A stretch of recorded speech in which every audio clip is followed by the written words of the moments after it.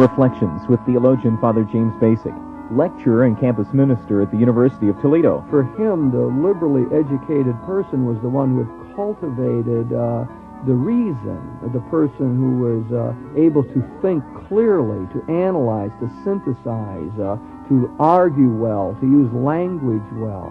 For him, that really was the role of the university, was to cultivate the mind, to discipline the intellect, to really become a philosophical person who's able to think well and in any kind of situation. Joining Father Bacik in today's reflection is John Reed, Director for the Center for the Study of Higher Education at the University of Toledo.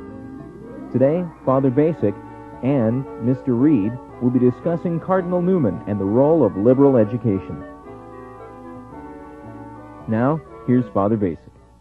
John, you and I have had some interesting discussions about the whole question of education. In fact, earlier today you've taken time out from a busy schedule to discuss some writing that I have to do for the bishops of the United States, a pastoral letter on campus ministry. The bishops don't know this, but you're one of the main consultants for this whole document. I might have to give you a large footnote in this document when I finish it, but I appreciate the time that you've given me to help me understand this whole field of higher education. And not only did I pick your brains over that, but now I've asked you to come and talk with me on this program a little bit more about higher education.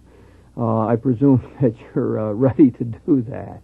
Well, as always, I look forward to the opportunity to discuss ideas I consider important with you, Jim. And you are immersed in this world, and you have a really good feel for it, and that's one reason I wanted to ask you about it. And I know that you know something about Cardinal Newman because you let slip in a phone conversation one time that you were using his book, The Idea of a University, in one of your courses.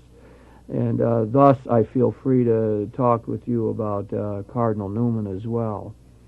Is that a large part of your course? Or Well, I have to confess it's not a large part because the course I teach in the history of higher education in this country really has to cover a great deal of ground. But Cardinal Newman's work is referred to in the course constantly because it is one of the starting points for any discussion of American higher education in terms of the whole issue of liberal education and what it means to be liberally educated. And that's exactly the part that I would like to pick up on, the liberal education idea.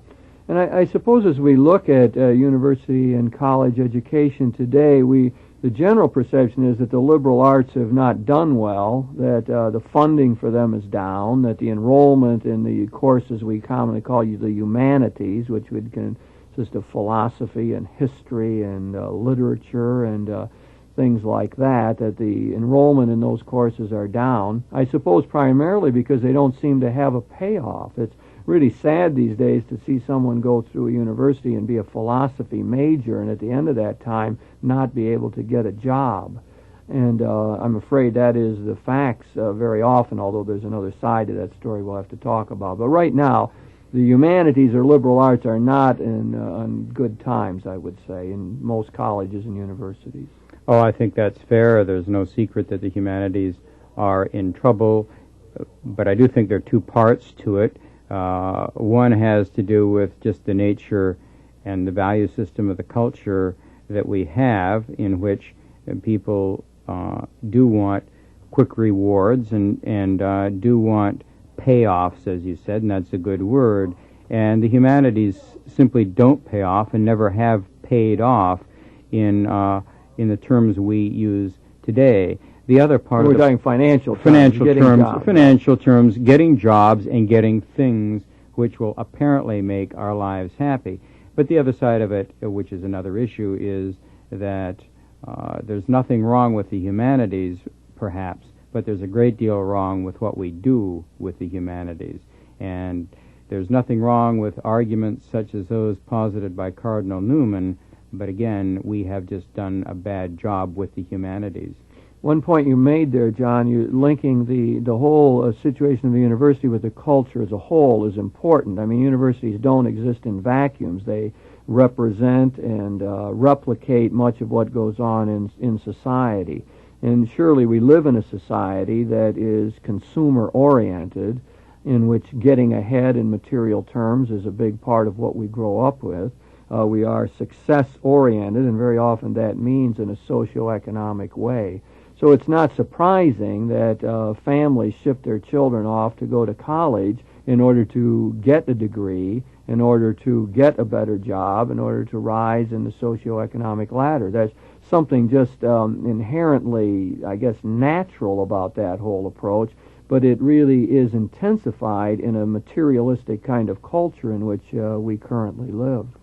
Well, I think that your analysis is accurate, and I don't think somebody like Cardinal Newman would have a specific argument with our desire to get ahead and to have a degree of socioeconomic success. I think what he would really be concerned with, though, is using our colleges and universities as vehicles for that end. What he has in mind is that colleges and universities do a particular thing at a particular time in one's life, and that they shouldn't be used to other ends. So again, I think his quarrel would be with our colleges and universities in terms of what they do and their capitulation to this value system, not to the culture itself. You know, I think very often the students feel shortchanged in this. I did an honors course this last quarter, spring quarter, and we talked about religion and various aspects of our culture, religion and sexuality, religion and politics, economics, and so on. And one of the things that I found among these very bright students who came from very good high schools, and most of them were upperclassmen in the university, was a great dissatisfaction with their education. In fact, an anger over the fact that they were not in touch with the larger liberal tradition. They didn't like it if titles of books were brought up that we sort of expect everyone to know or read who is an educated person, and they would not have heard of them or had never dealt with them, hadn't been taught that material. I found that they were genuinely upset with that. Most of them had a sort of ideal that they would like to be this well-rounded person, or they would have liked to have read more of the great works, or be in touch with the classic literature and so on. And unfortunately, they feel as though their education has failed them in many ways. I run into that constantly. Students in the graduate courses I teach who wish that they had read the books to which I refer, or had a familiarity with the ideas, and they do get angry about it. And because that's true, I think we can't blame students for what's happening or not happening in higher education. The responsibility has to be elsewhere. Again, I think students, if they are exposed to the great literature and to great scientific ideas, rather than the particular kinds of things they learn today, would probably appreciate it very much. They wouldn't coming in. Survey after survey has shown that students want to be free to choose their own subjects, that they are convinced that they have an idea of what it is they should and will study, and pretty much the professoriate has capitulated to this. But it is later on in the junior or senior year, and you said it was upperclassmen who are unhappy, who realize that they have missed something. That's to suggest that it may be one of the things that has to be done is for the faculty once again to get not absolute, but a greater control over the curriculum, and to simply point out some of the things that should be done. Cardinal Newman was not a bit bashful about saying what it meant to be liberally educated, and whether he was right or wrong, at least he spelled out what he thought it was. Well, you were talking, John, I was reflecting on my own experience after having studied theology in a seminary situation for 4 years, and going off after serving in a parish in for 5 years. I went to do some of my own graduate studies, and I remember walking into courses in theology at that point and getting the reading list, and very often I would not have read any of the books on the reading list after having studied theology for 4 years, and I mean that was a discouraging kind of thing. It showed, again, I think, an institutional problem. The education I had simply was not up to date. It simply wasn't based even on the best of what was available theologically. And we were strong on reading St. Thomas Aquinas from the 13th century, which a lot of people don't know, and it certainly is valuable to know him. But other than that, we were missing a whole lot of the important theological literature. So I can remember that feeling of going into those classes and being angry and thinking, I've got to read all these books. Why haven't I read them yet? And I think that's sort of akin to the feeling that many of our students have today. And I'm saying that what I get out of that is that was an institutional problem. I consider that to have been the institution set it up so that we didn't read those things. They were never on our reading list. They weren't expected. And I suppose I would blame the faculty to some degree, too, although I think they were products of the institution as well. I think I learned something from that about the situation of students today. They are simply in a system very often doesn't call upon them to do that. It doesn't make that a high priority that they have read the classic works or the important bits of information that, or the great ideas, as we often call them, that they have not grappled with them. One of the difficulties today is that people will blame other people for this situation, and those people will blame other people. The people in higher education blame the people in secondary education, and they in turn blame the people in elementary education, and so on. And we will find no solutions until we stop blaming, until we start looking at models of what might be done and making some serious choices. I think, fortunately, in our society today, that there has been some shift, that people are understanding, at least at one level, it may be fairly superficial, that it is important to have certain kinds of skills, and I think changes in our high school curriculums are reflecting this. I think it's a long way from those changes to the kind of position Cardinal Newman would hold, having to do with having educated philosophic people who are truly liberally educated, but at least we are making some small steps. And part of that is our insistence, again, or starting to rethink, I suppose, the idea of a core curriculum, right? In a university setting or in college, there are kinds of courses that we would call general education courses, a core curriculum on one hand, and on the other hand, the electives that people can take and the specific courses in their area that they're meant to take. The way I get it in looking at the literature that, and Harvard, I guess, led the way in this a number of years ago, but the reinstitution of a core curriculum, certain courses that people are all expected to take. I think in this pastoral letter that we're writing for the bishops, one of the responses we got back was from the president of Harvard, and he said something very close to what you said, and that is that that students coming into a college or university simply do not know what they need to know for life.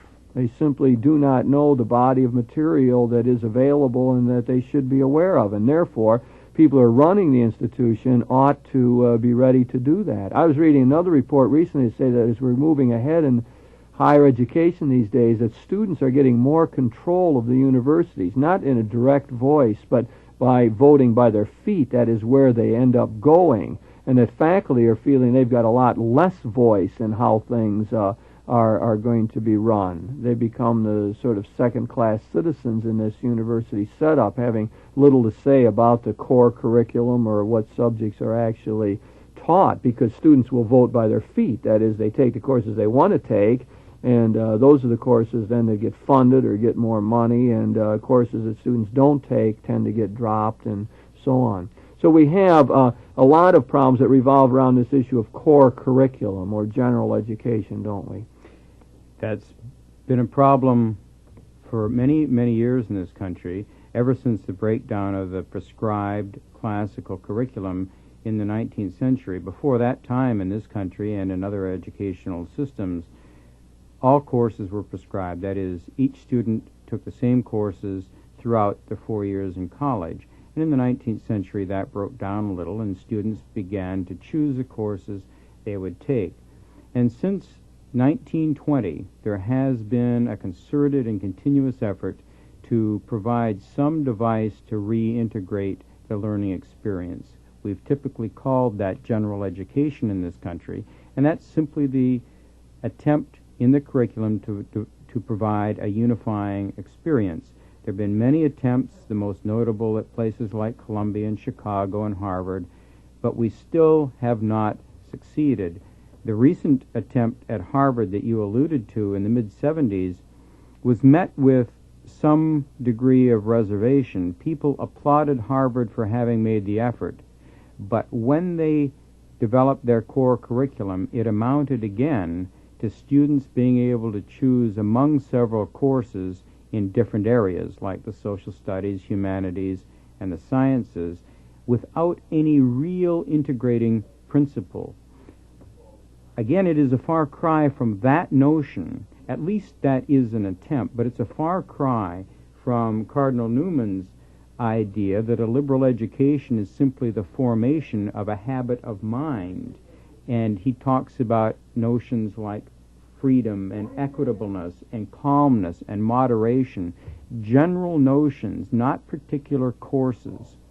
And again, I think that we're going to have trouble providing a truly liberating education until we can get away from specific courses in a specific structure. Okay, John, let's use that as a springboard to go back and look more closely at what Newman said. And when we talk about Cardinal Newman, we're back in the 19th century, aren't we? A man whose life spanned that century. I think he was born in 1801 and died in 1890.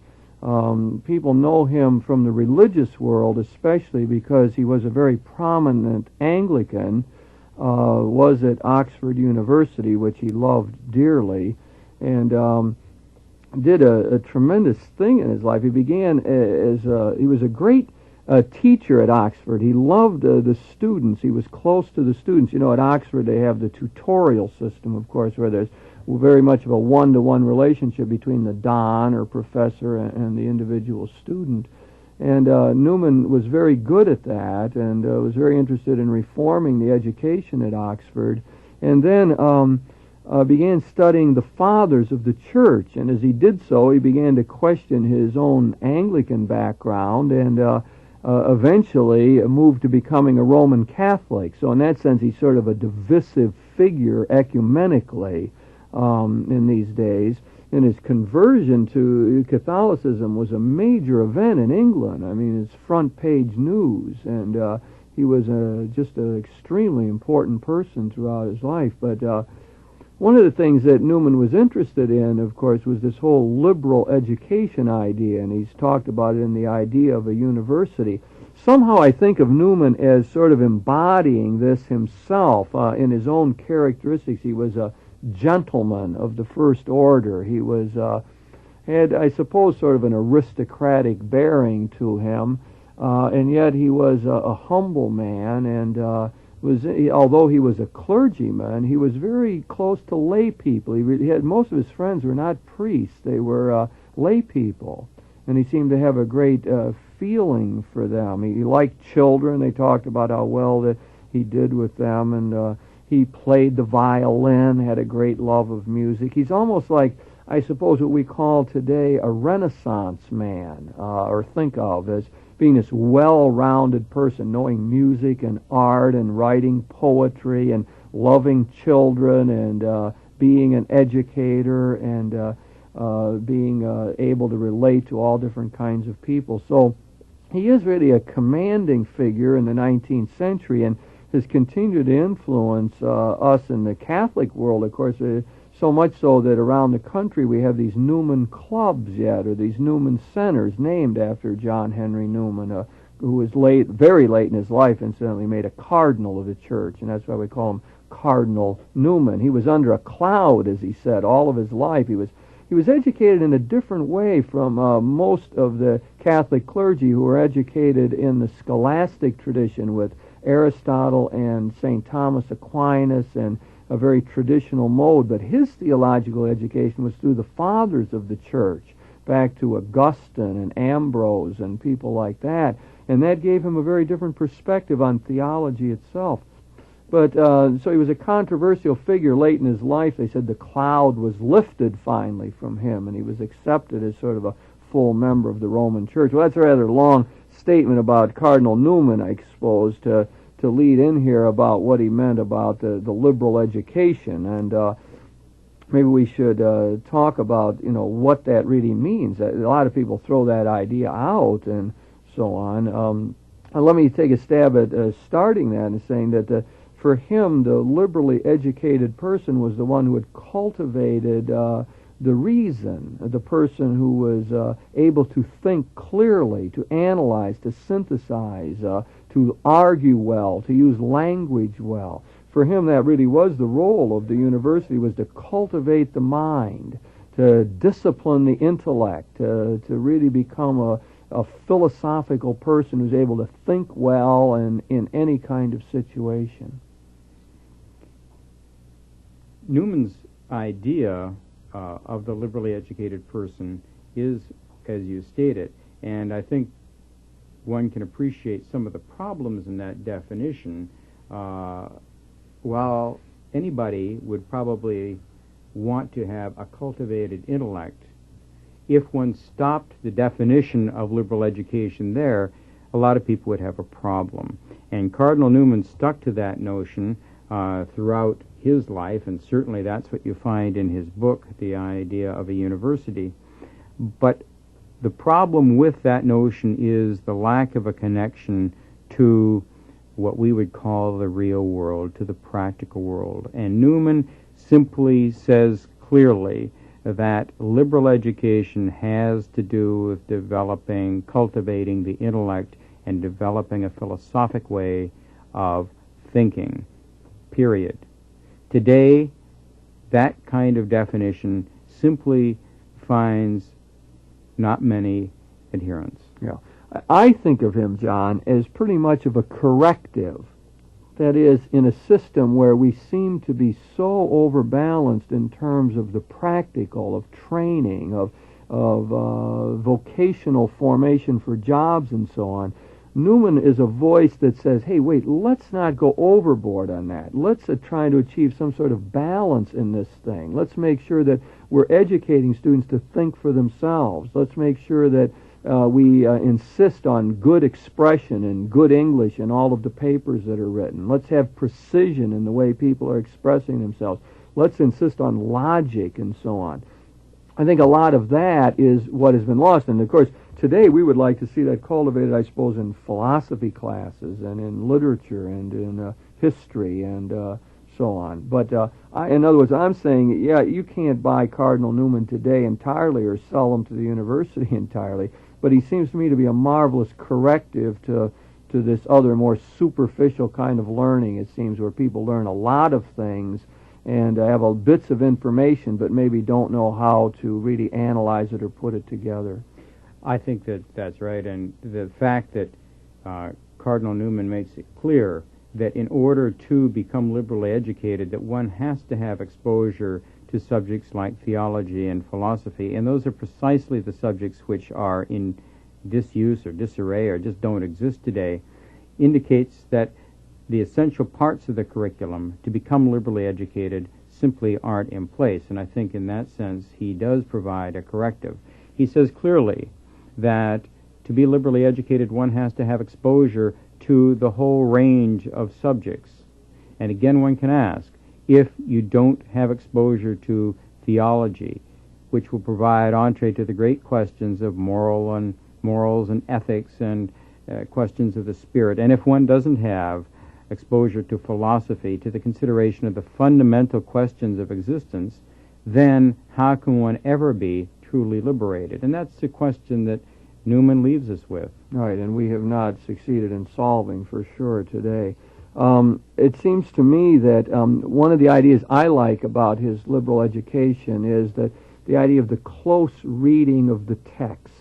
He liked learning one thing in depth. His idea was to study the classics, of course, the classics of Greek and literature, philosophy, but to do that in a careful way, not just to say, well, I read the Iliad and the Odyssey and rush through it. His idea would be to take Plato, his Republic, and read it carefully, know what each sentence or paragraph meant, and be able to explain the background. And that's what I find to be so exciting. In fact, in my honors course this quarter, I insisted on more of that. Not that we were reading the classic Greek text, but whatever important books we're reading, that we would go through it carefully, read a paragraph and say, could I put that in my own words? Could I summarize it? Do I know what all the words mean? Could I analyze it logically? Can I relate it to other bits of knowledge? I'm getting more and more sold on that as a corrective in my own teaching. I'm trying to do more of that, what I call this close reading of the text. Well, that care and the precision of reading is precisely what Robert Frost had in mind when he talks about the necessity for teachers to help students learn how to read words that are thick. And the whole notion of thick words is really appealing, and that's, again, what Newman is talking about, that we have to have that kind of depth of understanding of hue and color and connotation to enable us to reach the level of philosophy that is really Newman's end.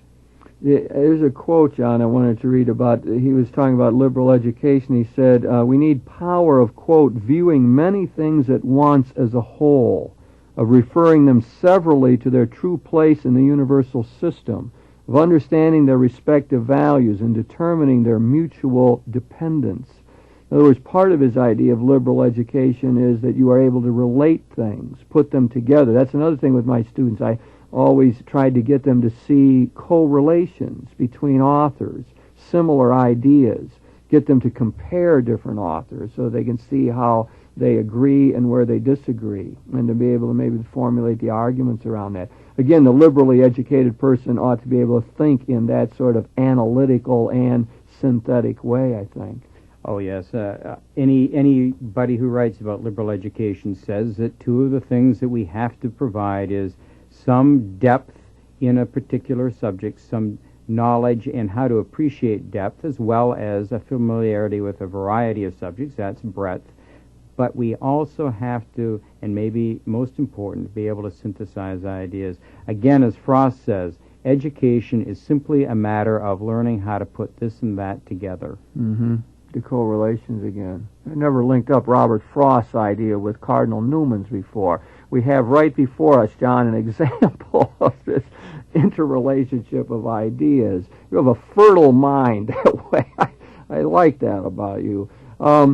So we're talking about this whole idea of liberal education, and now he thought that the real way to do this was through the Greek classics. Now we're not going to make that today. Let's face it.